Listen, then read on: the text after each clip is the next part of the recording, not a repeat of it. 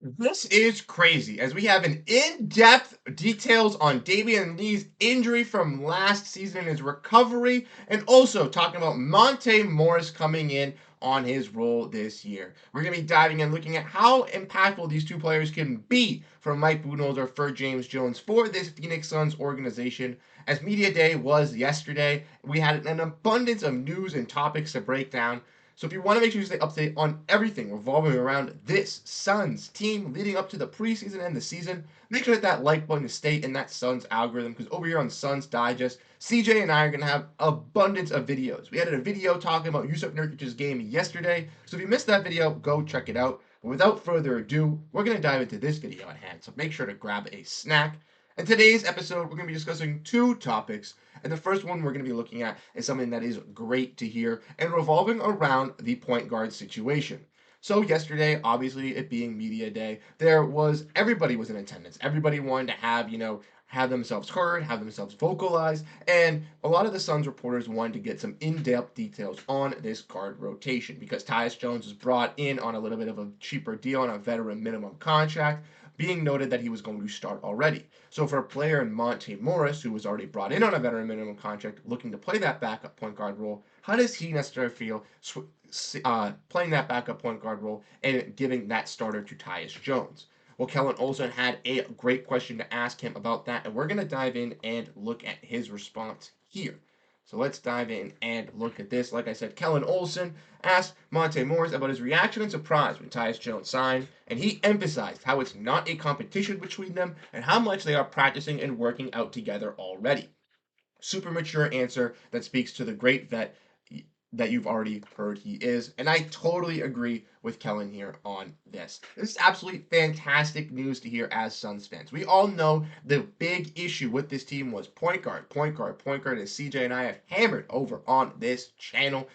The assist to turnover ratio was absolutely atrocious last year. And with the Suns being bottom five in that and having three very solid offensive players in Durant, Beal, and Booker, especially at that guard position with Beal and Booker, that was very unorthodox. And we need these players in Beal, Booker, and Durant to be utilized as those scorers that they can be and have those players play make, set the offense up, and get those players the ball to score. So bringing in guys like Tyus Jones and Monte Morris, Tyus Jones having the best assist to turnover ratio in NBA history, Monte Morris, I believe, second to that, and them having the best assist to turnover ratio at the guard position in the entire NBA, both being on this roster, is clearly going to at least worsen that turnover ratio and hopefully eliminate that as a whole for this Suns offense. I love to see that Monte also isn't viewing as a competition, working to build off of each other, working to get better, helping each other out in different aspects. Because for Tyus, this is just a destination to work and better his game to hopefully pursue a longer term deal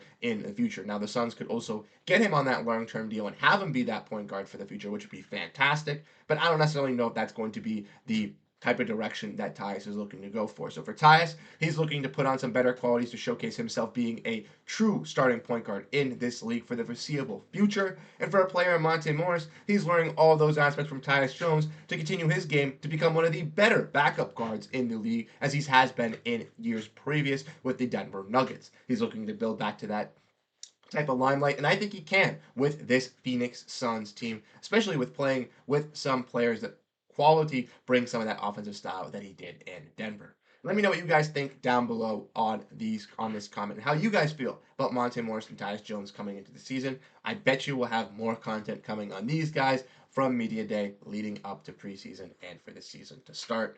But let's get into the important news in today's video. The person you saw on the thumbnail, and that's discussing Damion Lee and why I'm glad he is back with this Suns team. As Damion Lee had a very, very interesting and detailing media day this past yesterday.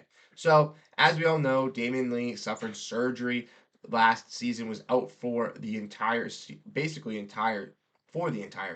and just was not available for this Suns team. And he had a lot to go into detail on this injury and how he is looking for the impact this season. So let's get into all of that for you guys. So let's look at what Damion Lee had to say on his recovery from his injury. This is from Gerald Bourguet, where he says, "It's been a journey. On October 10th, he'll be 1 year of surgery. And like I explained before, he initially went into surgery for a regular meniscus injury, but when he came to find out of it, it was a root tear in his meniscus. Then to come find out that both roots were off. So for a player in Damion Lee, a player who was looking to ink himself on this veteran minimum contract to ensure some playing time, to kind of be a nice presence off this bench for the Suns team, was unable to do that last season and was seemingly set back further than a lot of people thought of. Like a meniscus tear already is just not a good injury for it's a extended timetable of return. Like obviously going to be out for a year, but the fact that he had to deal with even more of an injury added onto it, with it being a root tear, but also both roots being torn off, that is even an extensive more injury, extensive more care, extensive in healing and making sure that you can play. And for a player like Damion Lee, like we said, who's a little bit of a veteran, who's played as a bench player, looking not a top tier quality starter, not a top tier, quality guy that is going to be viewed as a 6 man type role, this could have been the end of the line for Damion Lee. This could have been, his last opportunity, last contract, and that's not something that he wants to do. He obviously wants to make an impact, want to play in this league, want to showcase that he can be this quality role player, and I think he can. I'm a player as a person who didn't necessarily understand Damion Lee as much before this media day. Never really understood how he was really feeling and coming from. I do understand how he feels, and I feel for the man. Let's dive into some more quotes about Damion Lee as well. He says from Dwayne Rankin that he'll be ready to go with practice wise tomorrow. He talked about the surgeries, like we mentioned. He also mentioned talking about depression and seeing a therapist and how he's overcome the odds to be ready to play after missing all of last season with a knee injury. So, like I said, I want to talk about that as well. Dealing with depression, dealing with having to see a therapist, dealing with going on all the stuff off the court as well with on the court, making sure to stay healthy, making sure to not overwork himself, making sure to work back, get back, feel the love for the game, but also mentally making sure to stay checked in, not battling the depression of am I ever gonna play again? Am I ever gonna get this opportunity? Basketball is all I love. I don't want this to be stripped away from me. Have I made enough money for my family? Have I made enough money for my career? Those are all questions that definitely were wrapping around Damion Lee's headspace. And unfortunately for us Suns fans, if you watch the media day on YouTube, you were unable to see Damion Lee's interview. You were unable to see all the stuff that Damion Lee was able to provide. And hopefully we will be able to see that in more full depth. One of the reporters will be able to release that where we could get some full footage. But for me personally, I was very, very disappointed that I wasn't able to see that live. I wanted to hear the stories. I wanted to know how all this affects Damion Lee. Not just quotes from some of the reporters, even though they did a fantastic job. I want the in-depth stories. Come on, Phoenix Suns. Let's get a little bit better at that.